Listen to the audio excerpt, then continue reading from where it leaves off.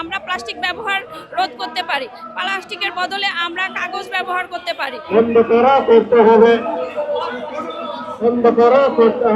সরকার জানি আমাদের দিকে দৃষ্টি দেয়, ওইটা প্লাস্টিক জানি বন্ধ করে।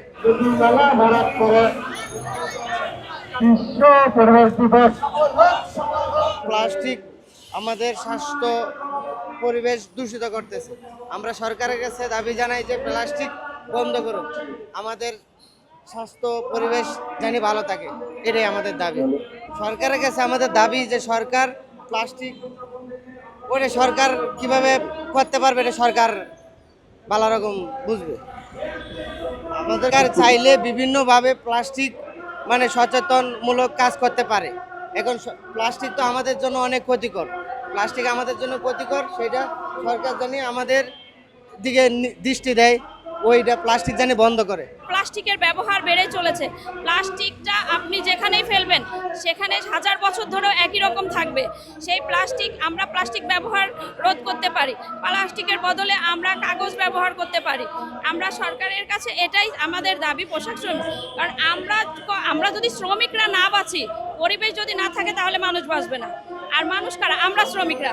আমাদের সরকারের কাছে আমাদের দাবি একটাই, যে পরিবেশ যারা কলকারখানা তৈরি করছে তাদেরকে এমন একটা নির্ধারিত আইন তৈরি করে দেওয়া হোক, তারা যেন সেই আইন অনুযায়ী পরিবেশটাকে ঠিক রেখে রক্ষা করে যেন কলকারখানা তৈরি করে এবং শ্রমিকদেরকে রক্ষা করে। এই পরিবেশ যদি আমাদের শ্রমজীবীর মাধ্যমে পরিবেশ যদি সুন্দর না হয়, পরিবেশ যদি ভালো না হয়, তাহলে আমরা কিভাবে ওইখানে কাজ করব?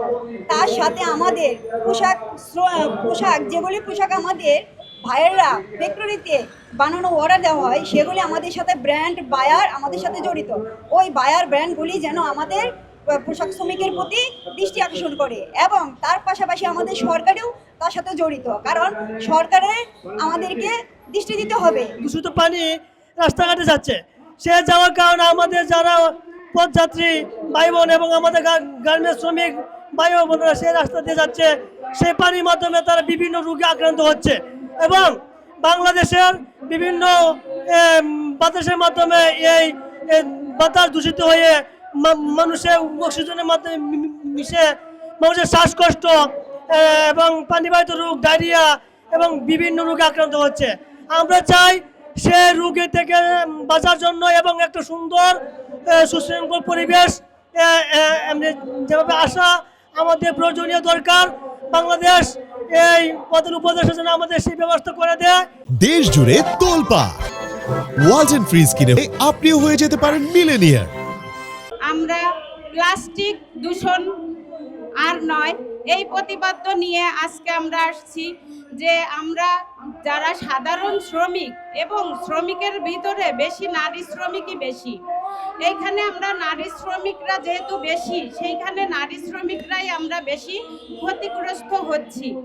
আমরা এই পরিবেশের মাধ্যমে যদি সাধারণ শ্রমিকই ক্ষতিগ্রস্ত হই, পরিবেশই যদি ভালো না থাকে, তাহলে আমাদের সামনের দিনগুলোতে কিভাবে আমরা কাজ করব?